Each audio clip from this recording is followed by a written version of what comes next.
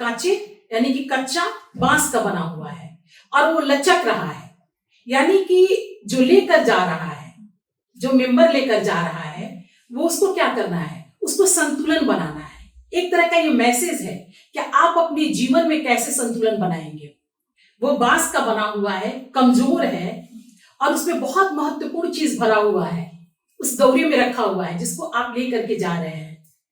रोने की छूने की बेटी मांगी ना, रोने की झूने की बेटी मांगी ना, पढ़िया पंडित वादमाद छठी मैया दर्शन दीनाया पाने सूरज बाबा बेटे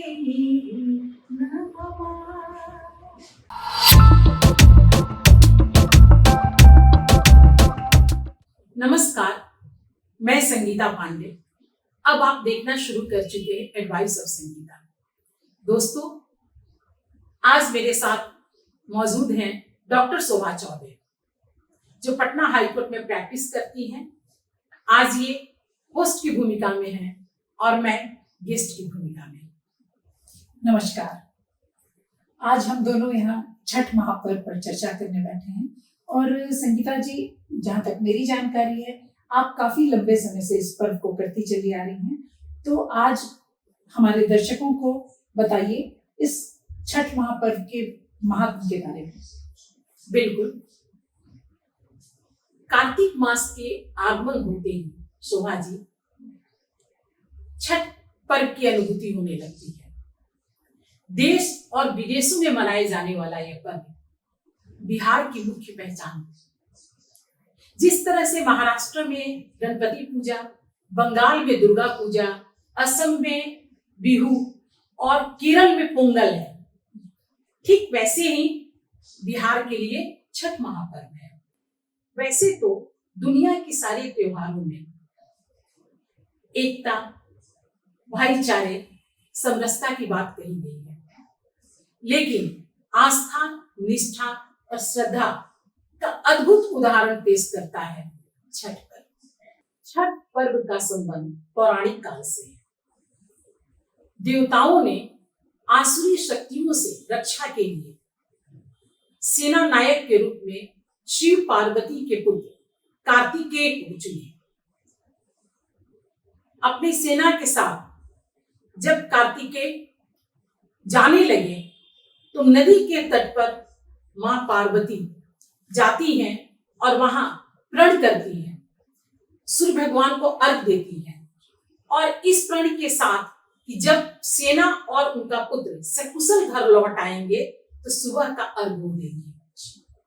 तो ये माना जाता है कि विजयी होकर भगवान कार्तिकेय वापस लौटते हैं और सुबह में दूध गंगाजल से वो अर्घ देती हैं और व्रत को तोड़ती हैं।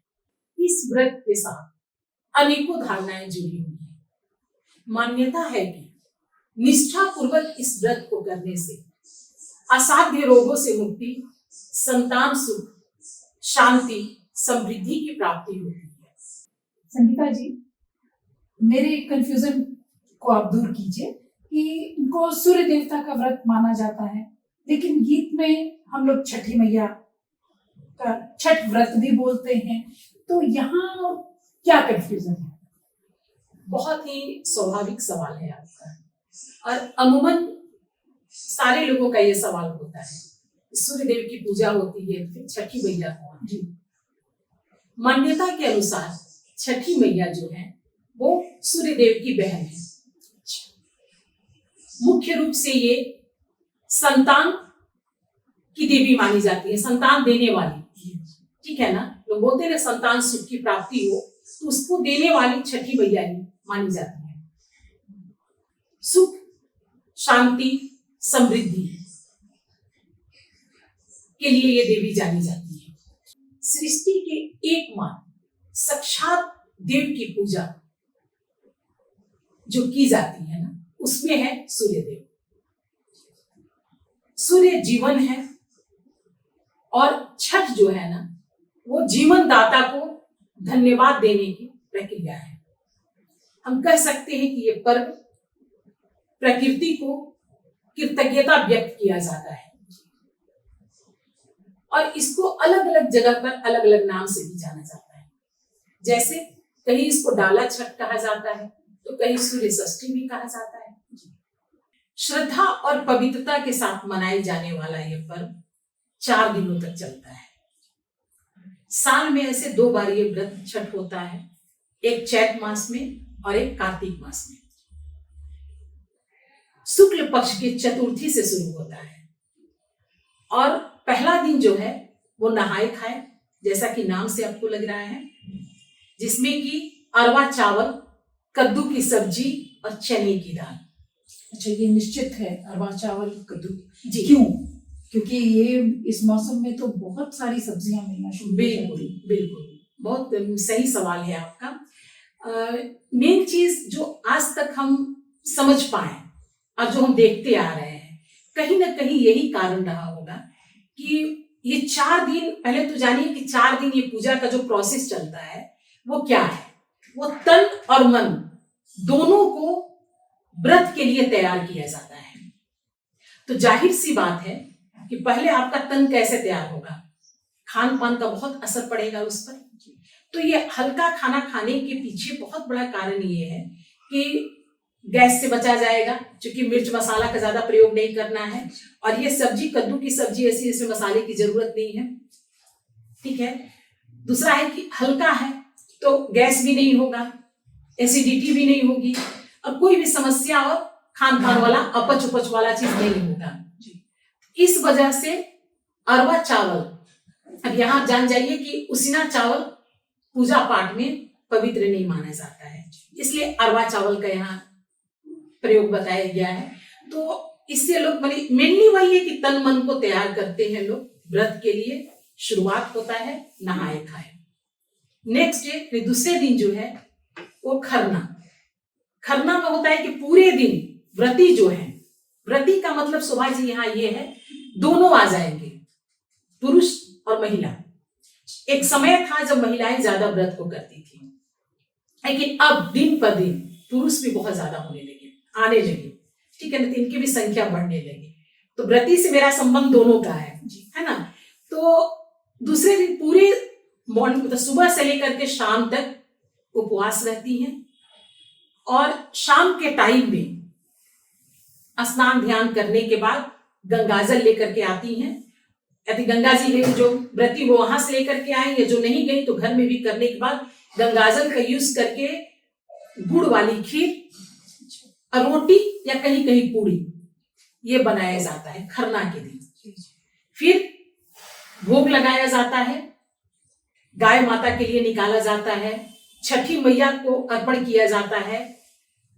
फिर जब माँ जो भी व्रती होती है अपने बच्चों के लिए भी निकालती है, जितने बच्चे होते हैं उनका निकलता है, फिर वो ग्रहण करती है। ग्रहण करने में इस बात का ध्यान रखा जाता है कि खरना के दिन जब तक चंद्रमा है तभी तक ये आपको कर लेना है। फिर इस तरीके से व्रत की शुरुआत दूसरे दिन का निकलता है। अब तीसरा दिन जो है सुबह से ही व्रती लोग पूजा की प्रक्रिया में सब जो फल फूल धोना, बनाना, गुड़ वाले ठेकुआ, कचवनिया जो नए चावल का बनता है कचवनिया, ये सारा चीज तैयार करती हैं। डाला को तैयार किया जाता है, यानी कि सूप और दौरा दोनों को तैयार किया जाता है। शाम के टाइम में अस्ताचलगामी सूर्य को अर्घ दिया जाता है और यहां से फिर आपका जो पूरी रात का जो रहता है जागना, गीत गाना, ये सारा चीज चलते रहता है। मॉर्निंग में यानी कि दूसरे दिन सप्तमी के दिन आपको सूर्य भगवान को जो है उदयागामी सूर्य को अर्घ दिया जाता है और किस तरीके से उनका व्रत जो है संपन्न होता है। संगीता जी, आप हमारे दर्शकों को बताएंगी कि हमारे यहाँ किसी भी त्योहार की शुरुआत उदया तिथि से हम मनाते हैं, लेकिन यहाँ आप बता रही हैं कि आप लोग डूबते हुए सूर्य को अर्घ देकर 4 दिवसीय महापर्व की शुरुआत करती हैं, तो ऐसा क्यों? बहुत सही सवाल है आपका। पूरी दुनिया जहां उगते हुए सूरज को प्रणाम करती है, वहां एकमात्र इकलौता छठ महापर्व है जहां की डूबते हुए सूरज को अर्घ दिया जाता है, जो ये बताता है जो अस्त हो रहा है उसका उदय भी निश्चित है। संगीता जी, छठ पर्व के वैज्ञानिक पहलू पर आप कुछ प्रकाश डालिए। शोभा जी, छठ पर्व में आप ध्यान देती होंगी कि सुबह और शाम में मिलने वाली सूर्य की किरणें जो पड़ती हैं इम्यूनिटी को बढ़ाती है, विटामिन डी प्रदान करती है और त्वचा में होने वाला जितने भी तरह की चर्म रोग होता है ना कहीं उससे भी बचाती है। एक वैज्ञानिक पहलू ये हो गया। दूसरा है कि जब व्रती जल में खड़ा होती है अर्घ देने के लिए, घंटों तक खड़े रहते हैं, तो उसमें आप देखती होंगी एक तरह का ये भी प्राणायाम है, जल में खड़ा होकर के और देखना, सूर्य को निहारना। ठीक है, अर्घ के टाइम आप ध्यान देती होंगी कि जो सूप ली हुई होती है, सूप में सीजन का, उस मौसम का सब तरह का फल होता है।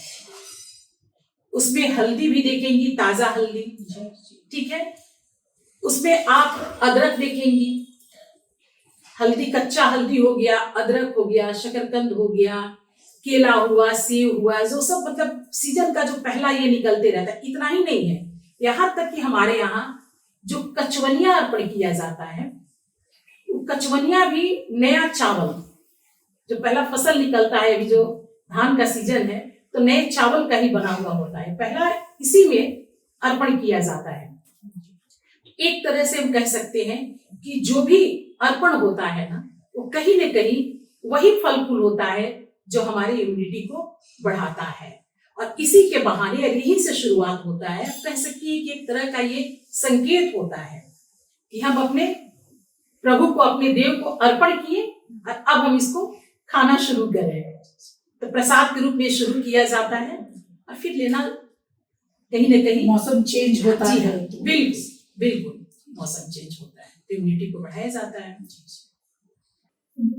छठ महापर्व तो बहुत ही कठिन पर्व के रूप में जाना और माना जाता है, फिर भी अब देखने में आता है कि यंग जनरेशन भी इस व्रत को करने के लिए काफी आगे आगे बढ़ रहा है, तो क्या है इस व्रत में? बहुत सही सवाल है आपका। देखिए, धार्मिक और दार्शनिक दोनों संदर्भ में आप देखेंगे तो व्रत क्या है, तो व्रत शरीर और आत्मा की शुद्धि है।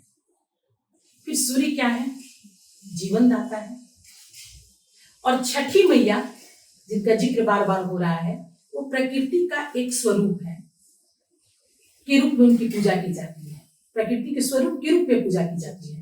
ठीक है, यानी कि प्रकृति की देवी कर सकते हैं आप।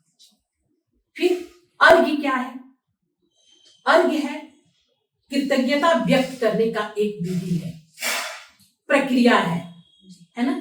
और इस रूप में हम लोग क्या करते हैं, धन्यवाद ज्ञापित करते हैं सूर्यदेव को, जो सालों भर हमें रोशनी देते हैं, जीवन देते हैं, यानी कि जीवन दाता है। छठ पूजा वह संगम है जहां प्रकृति और समाज, शरीर और आत्मा, भक्ति और विज्ञान सभी एक साथ घुल मिल जाते हैं। ये पर्व इतने विधि विधान से मनाया जाता है, तो आने वाली पीढ़ी का मार्गदर्शक कौन बनेगा, क्योंकि ये बहुत सारी चीजें तो लुप्त होती जा रही हैं। बहुत सही आप बोली शोभा जी। बार बार ये जाना जाता है और पूछा भी जाता है कि इसमें क्या विधि है। नए लोग जो शुरू करने वाले होते हैं व्रत, ये पूछते हैं कि कैसे करना चाहिए। आश्चर्य की बात है कि इसमें इसके विधि विधान का अभी तक कोई किताब भी नहीं है, मेरे जानने में अभी तक कोई किताब भी नहीं है और कोई पुरोहित भी नहीं है। आमतौर पर पूजा में देखिए छोटा पूजा भी किया जाता है, उसमें ब्राह्मण को बुलाया जाता है, लेकिन इसमें वो भी नहीं है। अर्घ भी दिलवाना है, घर के लोग ही दिलवाते हैं। जितना भी विधि विधान किया जाता है उसमें कहीं भी हम अभी तक नहीं देखे कि पुरोहित की जरूरत पड़ती है। तो एक चीज जरूर लगता है, और मेरे जेहन में हमेशा ये चीज जब भी हम पूजा के लिए करते हैं तो ये चीज उठता है कि इसमें गीत जो है ना, छठ की गीत जी वो मार्गदर्शन करता है, यानी कि एक पीढ़ी से दूसरी पीढ़ी तक पहुंचाने के लिए ये बहुत ही अहम रोल कह सकती है, महत्वपूर्ण रोल प्ले करता है, और ये है छठ गीत। इसके माध्यम से कहीं कहीं आप देखेंगे कि गीत में ही एक तरफ सामाजिक तो दूसरे तरफ आध्यात्मिक संदेश दिया जाता है, एक तरफ भक्ति तो दूसरे तरफ जीवन दर्शन भी इसी में छुपा हुआ है। तो हम कह सकते हैं कि गीत ही इसका मार्गदर्शन का काम करता है। सारे विधि विधान का एकदम अब कह सकती है कि वो शब्दकोश है जो अभी हम बोल रहे थे कि सामाजिक संदेश देने का काम करता है। आप देखेंगे कि छठ के गीत में एक है, कांचे ही बासक के बहंगिया बहंगी लचकते जाए, पहिरा न कौन बाबू पियरिया दौरा घाटे पहुंचा। इसमें अब ध्यान दीजिए, एक तो क्या बताया जा रहा है, कांचे ही बासक के बहंगिया, वो जो दौरा है जिसमें कि सामान लेकर के पूजा की सामग्री लेकर घाट तक जाया जाता है, वो कांचे यानी कि कच्चा बांस का बना हुआ है और वो लचक रहा है, यानी कि जो लेकर जा रहा है, जो मेंबर लेकर जा रहा है, वो उसको क्या करना है, उसको संतुलन बनाना है। एक तरह का ये मैसेज है कि आप अपने जीवन में कैसे संतुलन बनाएंगे।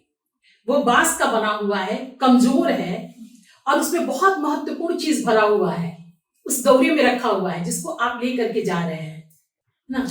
फिर है, पहिरा न कौन बाबू पियरिया दौरा घाटे पहुंचा, यानी एक मैसेज ये भी है कि आप शुभ पीले पीले परिधान में हैं, पूजा के लिए आप तैयार हो चुके हैं और लेकर के आप जा रहे हैं। तो जा रहे हैं तो कोई और नहीं जाएगा, आपकी स्टाफ उसको लेकर के नहीं जाएंगे, आपको खुद जाना है।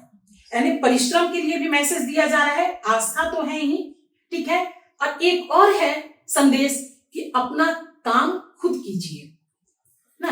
तो इसी तरीके से आप देखेंगे कि और है, पूरब में उगले सूरज देव पूरब खेते भइले अंजूर, ये भी बताया जा रहा है, सूरज देव पूरब से ही उगते हैं, ठीक है। पूरे जो जगह है वहां अंजूर यानी कि उजियाला हो गया है, ठीक है ना।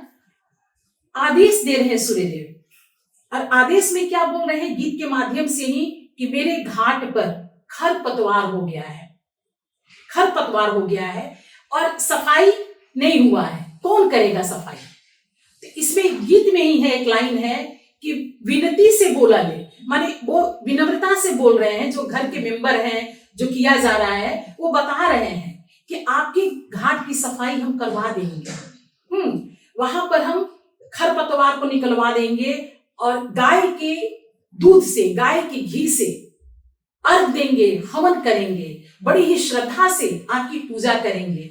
पूजा कौन करेगा, तो जो मेंबर है वो बताता है, या तो खुद करता है तो बोलता है कि हम करेंगे, या बताता है कि मेरी पत्नी करेगी, मेरी अर्धांगिनी करेगी, मेरी बेटी करेगी, मेरी माँ करेगी। कहीं न कहीं एक समाज को कितना बड़ा ये संदेश है शोभा जी, कि एक तो विनम्रता के साथ आप आ रही है, ये भी है कि आप हम्बल बनिए, ठीक है, और आप भगवान से उनके आदेश आ रहे हैं, तो उसको आपको कैसे समाज में आप कह सकती हैं कि किस तरीके से आपको व्यवहार करना है, बड़ों के साथ क्या आपकी आचरण होना चाहिए, छोटों के साथ क्या होना चाहिए, इस सारे गीत के माध्यम से ही आते हैं ना।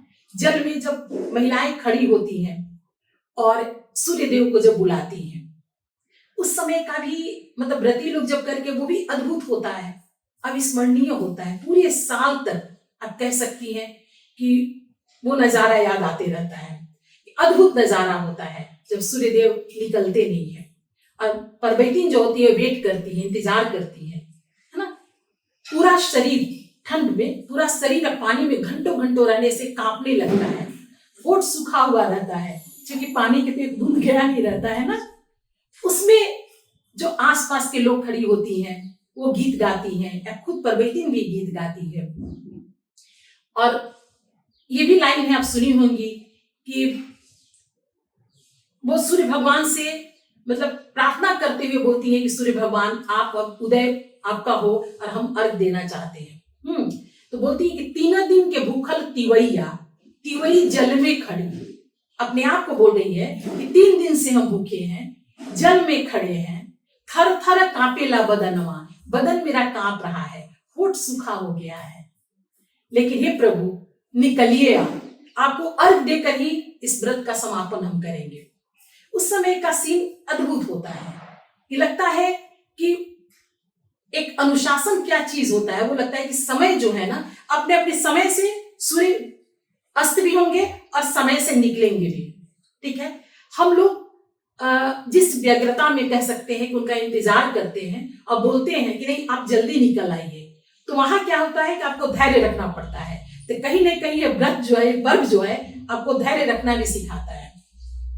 पूरी फैमिली के लिए कह सकते हैं कि नैहर के लिए, मायके के लिए, ससुराल के लिए, सुहाग के लिए, संतान के लिए, सबकी सलामती के लिए यहाँ ध्यान किया जाता है, पूजा किया जाता है ना। हर मतलब आप समझिए कि हर चीज में, जैसे इसमें है कि नैहर में मांगी ना, ये गीत ही बता, नैहर में मांगी ना बापे मतारी, नैहर में मांगी ना भाई रे भतीजवा, ससुरा में भरल भंडार, छठी मैया अपना के मांगी ना अवध सिंधुरावा, जन्म जन्म यही बात। ठीक है ना। एक चीज और है शोभा जी, जो कि वाकई बहुत ही बढ़िया लगता है और दिल को छूता है कहीं ना कहीं, कि इकलौता अभी तक जो हम देखें, इकलौता ये पर्व है जहां लड़कियों के लिए, बेटियों के लिए कामना की गई है। और आप भी ये सुनी होंगी ये गीत, क्योंकि हर कोई सुना होगा कि रुनकी झुनकी बेटी मांगी ना पढ़ल पंडितवा दमाद। यानी कि बाकी जगहों पर क्या है ना कि जैसे व्रत ही हमारे यहाँ होता है, हम सब जानते हैं, तीज करते हैं हस्बैंड के लिए करते हैं, जितिया होता है तो बेटों के लिए करते हैं। ये अलग बात है कि जो लोग थोड़ा सा उससे ख्याल के हो गए हैं तो बिटिया के लिए भी हमने शुरू किए थे, तो अपनी बेटी के लिए ही शुरू किए थे, बेटा बाद में, लेकिन हम बेटी के लिए ही शुरू किए थे जितिया। लेकिन आमतौर पर यह धारणा है कि नहीं, जब तक बेटा नहीं होगा हम जितिया नहीं करेंगे, बेटी है तो तुम लोग का सोच। लेकिन यहाँ है इस पूजा में, ये महापर्व इतना बड़ा पूजा में समझिए, इस कब से प्राचीन काल से चला आ रहा है ना। जिस तरीके से हम लोग जानते हैं कि पुरानी काल के ये पूजा है, आपको ये पता होगा कि भगवान राम भी रावण से युद्ध के पहले सूर्य की उपासना किए थे। तो इतना पुराने पर्व में भी, व्रत में भी ये चीज बताया जाता है और लड़कियों के लिए, बेटियों के लिए कामना की गई है, तो वाकई ये सराहनीय है, काबिले तारीफ है। संगीता जी, हमारे दर्शकों को आप बताएं कि जब पहली बार आपने छठ व्रत उठाया तो आपका अनुभव कैसा रहा? अद्भुत था। हमारे यहाँ कहा जाता है कि पहली बार छठ पूजा करना चाहिए तो कोशिश ये करना चाहिए कि मैके से शुरू किया जाए। तो हम भी अपने मैके से शुरू किए थे। आज भी हमको याद है कि उस तरह का फीलिंग फिर हमको कभी नहीं होगा। ऊपर में सूर्यदेव, नीचे में सोन में ही हम किए थे इस पूजा को, और बीच में संगीता। यकीन मानिए पूजा करते करते, यानी जो भी अर्घ दिया जाता है और जो भी ध्यान किया जाता है, उतना ही देर में मेरी दोनों आंखें लाल हो चुकी पूरी तरह से। और ज्यादा तो हम नहीं बता सकते हैं, इतना जरूर था कि हम अपने आप को आध्यात्मिक दृष्टिकोण से भी देखा जाए, इतना ही हम फील किए थे कि अपने आप को बहुत ही ऊर्जावान महसूस कर रहे थे।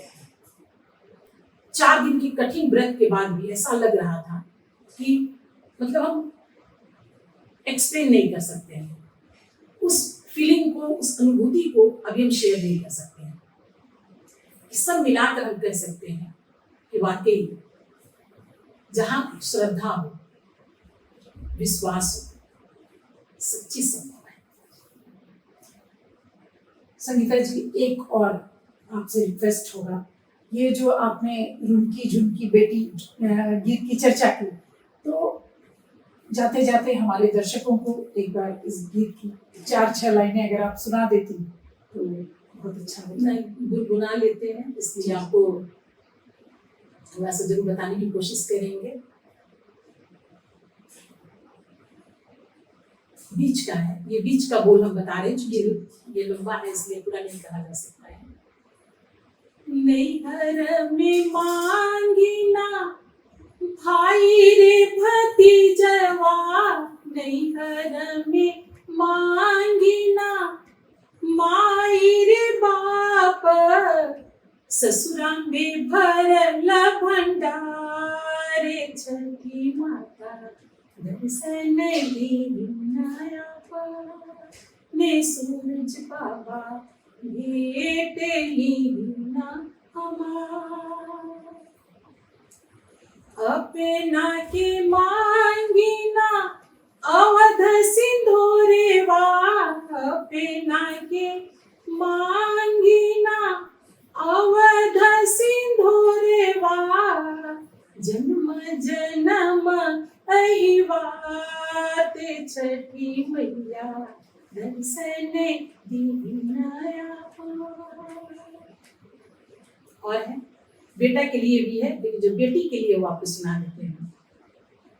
रोने की छूने की बेटी मांगी ना, रोने की झूने की बेटी मांगी ना, पढ़ल पंडित वादमाद, छठी मैया दर्शन दीनाया ने सूरज बाबा भेट लीना हमार।